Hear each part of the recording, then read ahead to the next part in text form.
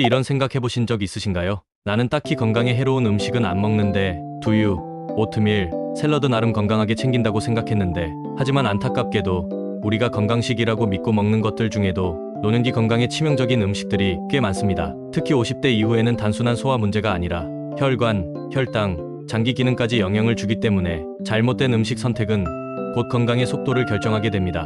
오늘 영상에서는 겉으로는 건강해 보이지만 실제로는 노년기 건강을 해치는 위험한 음식 10가지를 대안과 함께 정리해드립니다. 특히 마지막에는 제품을 고를 때 반드시 봐야 할 라벨 읽는 팁과 조심해야 할 첨가물 리스트까지 정리해드릴 거예요. 끝까지 시청하시면 일상 속에서 정말 건강한 선택을 하실 수 있을 겁니다. 1. 설탕이 많이 들어간 식품과 음료, 두유, 과일 주스, 곡물 음료. 건강을 위해 우유 대신 두유를 마시거나 아침에 과일 주스를 챙겨 마시는 분들 많습니다. 또 오트밀, 미숫가루 같은 곡물 음료도 몸에 좋다고 알려져 있죠. 하지만 이런 음료들 중 상당수가 당 함량이 매우 높습니다. 예를 들어 시판 두유 한 팩에는 평균적으로 많은 양의 당이 들어 있습니다. 이는 각설탕 3, 4개에 해당하는 양으로 건강에 좋은 콩의 단백질보다는 과도한 설탕이 혈당과 체중에 더 큰 영향을 줍니다. 특히 노년기에는 인슐린 저항성이 높아지는 시기이기 때문에 숨겨진 당류를 자주 섭취하면 혈당 조절이 더 어려워지고 지속적인 염증 상태를 유발할 수 있습니다. 또한 과일 100%라고 표시된 주스도 당 함량이 높고 섬유질은 거의 없어 혈당을 급격하게 올릴 수 있는 대표적인 식품입니다. 해결책은 제품을 고를 때는 반드시 영양성분표의 총당류와 첨가당 항목을 확인해야 합니다. 또는 무가당 두유, 직접 만든 주스, 물이나 차를 대체 음료로 선택하는 것이 더 좋습니다. 이 식물성 마가린, 쇼트닝 건강한 기름이라고 믿기 쉬운 함정. 예전에는 버터보다 마가린이 건강하다는 인식이 있었습니다. 식물성이라 콜레스테롤이 없고 저렴해서 식단에 자주 쓰였죠. 하지만 마가린에는 부분 경화유 또는 쇼트닝이 포함된 경우가 많습니다. 이 성분에는 트랜스 지방이 포함될 수 있으며 이는 심혈관 질환의 위험을 높이는 주요 원인입니다. 트랜스 지방은 몸속 염증을 촉진하고 LDL 콜레스테롤은 증가시키고 HDL 콜레스테롤은 감소시킵니다. 특히 노년기에는 혈관 건강이 악화되기 쉬운 시기이므로 트랜스 지방은 반드시 피해야 할 성분입니다. 문제는 마가린뿐 아니라 과자, 냉동식품, 일부 빵류, 튀김옷 등의 식물성 유지, 가공유지, 쇼트닝 등의 이름으로 널리 쓰이고 있다는 점입니다. 표기만 보면 건강해 보이지만 실상은 오히려 해로운 지방일 수 있습니다. 해결책은 식품 성분표에서 부분 경화유, 쇼트닝, 가공유지 등의 표기가 있다면 피하세요. 가능하면 버터보다는 올리브유, 들기름, 견과류, 오일 등 자연 상태의 식물성 기름을 사용하는 것이 더 건강합니다. 3. 햄, 소시지, 베이컨 맛있지만 암 위험을 높이는 가공육. 아침 식사나 도시락 반찬, 국물 요리에도 자주 들어가는 햄, 소시지, 베이컨. 손쉽고 맛있어서 자주 먹는 식재료죠. 하지만 이 가공육들이 세계보건기구 WHO에서 1급 발암물질로 분류된 건 알고 계셨나요? 가공육에는 보존을 위해 아질산나트륨, 질산염 같은 발색제가 첨가되는데 이 성분들이 체내에서 니트로소아민이라는 강력한 발암물질로 바뀔 수 있습니다. 특히 자주 구워 먹는 경우 고온에서 단백질이 분해되며 또 다른 발암물질인 헤테로사이클릭 아미네이트 CA, 다원방향족 탄화수소 PAH가 발생할 수 있습니다. 가공육을 주 1회 이상 섭취하는 사람들은 그렇지 않은 사람보다 대장암, 이암 위험이 유의미하게 높다는 연구도 있습니다. 그뿐만 아니라 대부분의 가공육은 나트륨과 포화지방 함량도 매우 높아 고혈압, 고지혈증, 심혈관 질환의 주요 원인으로도 지목됩니다. 무방부제 소시지, 프리미엄 햄, 아이용이라고 쓰여 있어도 성분표를 보면 여전히 아질산나트륨과 나트륨 함량이 높은 경우가 많습니다.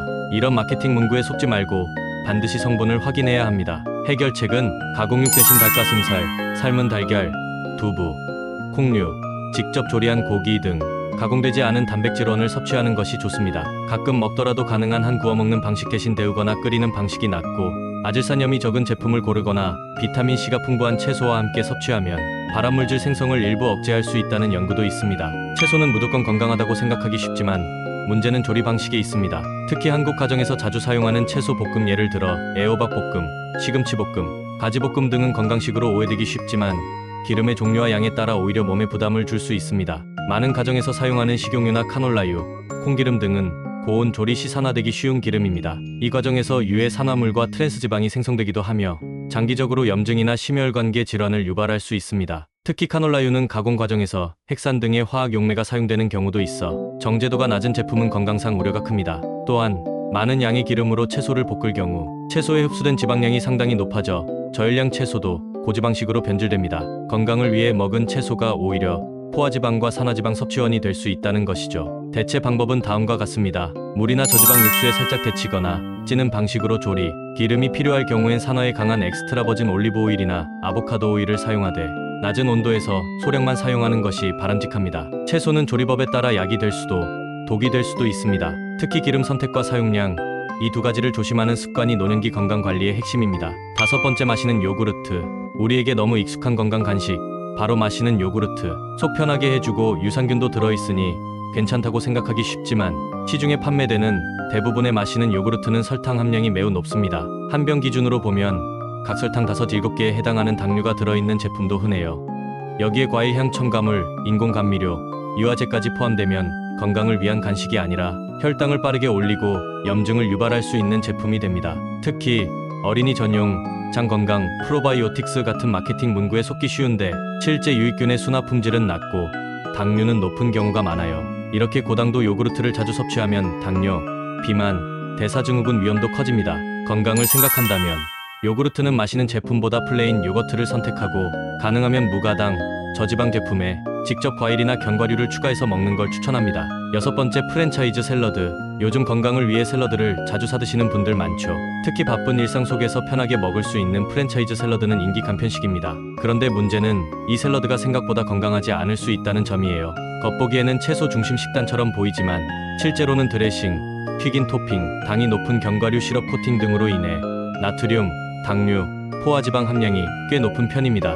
예를 들어 크루통이나 튀긴 치킨 토핑, 달달한 바비큐 소스나 크리미한 드레싱까지 들어가면 칼로리는 햄버거나 피자 못지않고 염분은 하루 권장량 절반을 넘기기도 합니다. 게다가 일부 샐러드 제품에는 보존제나 산화방지제가 포함되어 있을 수 있고 채소 역시 씻은 뒤 오래 보관되면서 영양소가 손실되는 경우도 있어요. 샐러드를 건강하게 즐기려면 드레싱은 올리브 오일 식초 조합처럼 최소화된 것으로 선택하고 튀긴 토핑보다는 삶은 달걀, 구운 닭가슴살, 병아리콩 같은 단백질로 대체, 가능하다면 직접 재료를 간단히 조합해 만드는 게 가장 좋습니다. 샐러드 무조건 건강하다는 인식, 이제는 경계할 때입니다. 일곱 번째, 정제된 탄수화물입니다. 우리가 매일 먹는 흰쌀밥, 흰식빵, 흰국수처럼 정제된 곡물 제품들은 겉보기에 단순하고 부드러워서 부담 없다고 느끼지만 사실 혈당을 급격히 올리는 대표적인 식품이에요. 정제된 탄수화물은 곡물의 겉껍질과 배알을 제거한 상태로 식이섬유와 비타민, 미네랄이 거의 없고 전분과 당분만 남은 형태라고 보면 됩니다. 그래서 먹자마자 빠르게 소화되고 흡수돼서 혈당이 급속도로 올라가게 되고 이게 반복되면 인슐린 저항성과 내장지방 축적, 지방간의 원인이 될 수 있어요. 특히 흰쌀밥은 한국인의 주식이라 많은 분들이 건강하다고 생각하실 수 있는데요.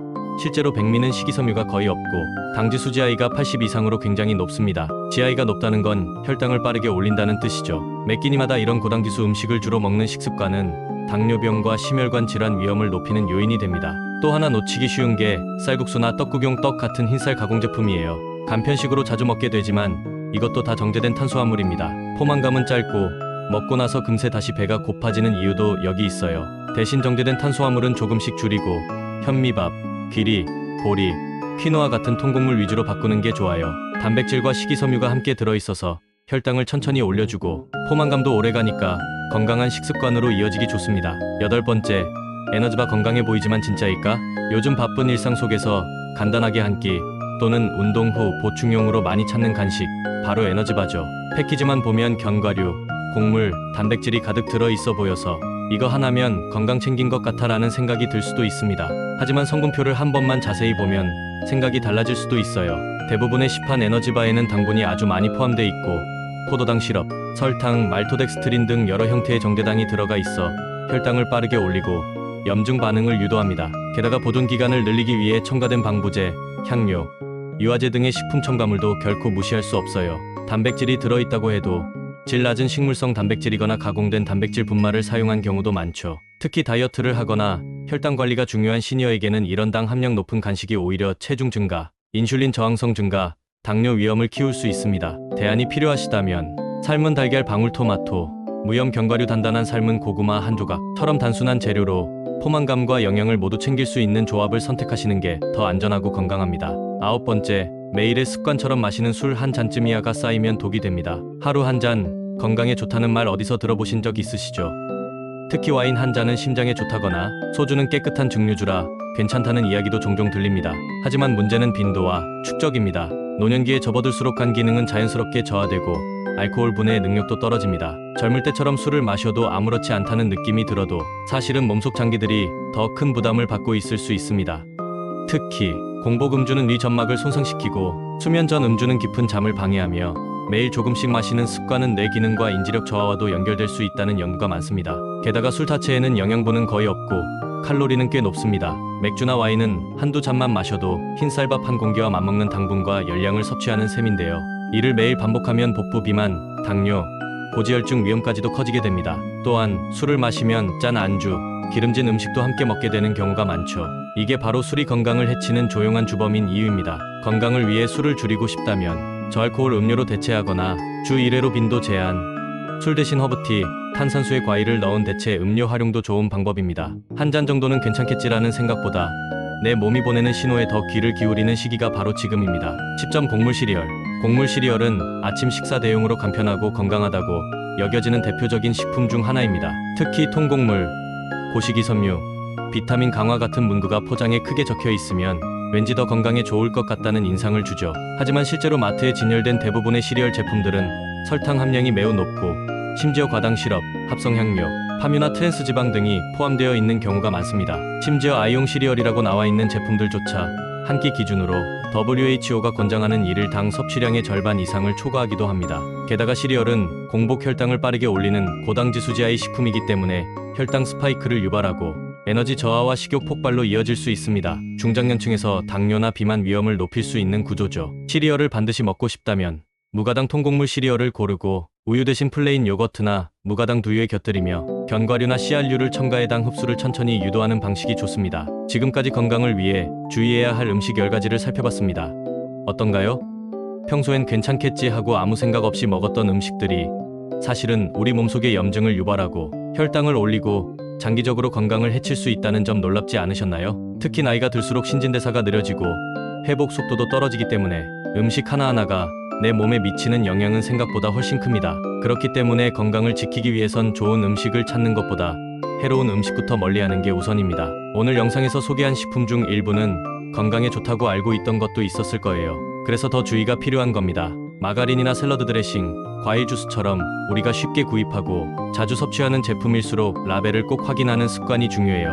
성분표를 볼 때는 과당, 액상과당, 고과당 시럽, 인공향료, 트랜스지방, 식품 첨가물 등이 들어있는지, 당류와 나트륨 함량이 높지 않은지 이런 부분들을 꼼꼼히 따져보는 것만으로도 식습관이 훨씬 건강한 방향으로 바뀔 수 있습니다. 마지막으로 이 영상을 보신 오늘 하루를 계기로 이건 몸에 좋으니까 괜찮아라는 생각에서 잠시 벗어나 내 몸에 진짜 필요한 건 뭘까를 한 번 더 되짚어보는 계기가 되셨으면 좋겠습니다. 앞으로도 건강한 노후를 위한 실용적인 정보, 쉽게 실천할 수 있는 생활 속 건강 팁 하루 한 스푼씩 전해드릴게요. 영상이 유익하셨다면 좋아요와 구독도 부탁드리고요. 지금이 제일 청춘입니다. 건강하고 활기찬 하루 보내세요.